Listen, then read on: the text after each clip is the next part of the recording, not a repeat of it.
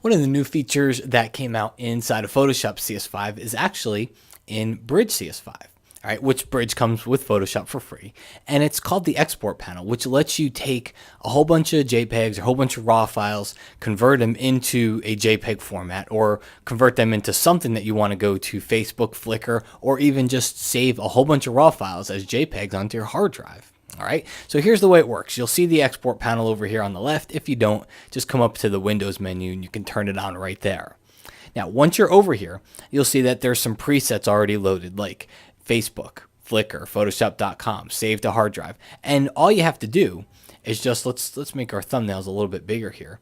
All you'd have to do is just click on the photos, and I'm command clicking on the Mac or control clicking on the PC to select multiple, and just drag them right over onto whatever preset happens to be here. Now that's pretty self-explanatory, but what's cool is you can make your own presets. So if you click this little plus icon down here, I can say, you know what, whenever I'm getting ready to send emails off with photos in them, I can export to a certain location. So wherever these photos are, they live in a folder somewhere. I can export to the original or to a specific folder, wherever that folder happens to be. And I know maybe people are looking there for these photos, or it just gives me an easy place to get to.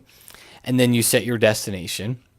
You can do subfolder, you can create unique file names, but really the main thing is over here under image options, where you can not only resize your photos, but you can constrain them to fit something. So you could say, I want the max to be 1024, 768, whatever it is.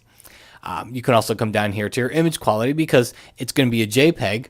You can set your JPEG image quality here, just like you would if you were saving each photo individually as a JPEG. You can do it for all of them right here. You can include or not include the metadata. So this is if you're sending it to someone, but maybe you don't want them to see all the camera information. You don't want them to see the f-stop and the shutter speed and the ISO and all that information, all that stuff that's included in metadata. You can turn off include original metadata, and it won't get saved to these photos. All right. And you've even got some options here. You can leave your copyright on, but you can get rid of all the other stuff if you want to.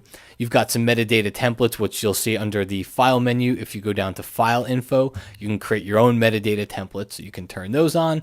You can add keywords into it, the whole 9 yards. When you're done, just call it, Matt's preset. You probably won't want to call it Matt's preset unless your name is Matt, but you just give it a name down here, just some kind of descriptive name, hit save.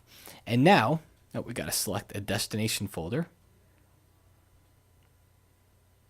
In fact, let's make it really easy on ourselves. Export to original file location. There we go. And hit save. So now you'll look over here. You'll see Matt's preset. So when I'm ready to save these as JPEGs using the quality setting and everything, and they're already JPEGs, but let's say there were 4 raw files. All I would do is just drag them right over here onto my preset, and Bridge will automatically go through the whole process of saving. I don't need to open a dialog. I've already created my preset here. I know everything's good to go. Just drag them right on top of it.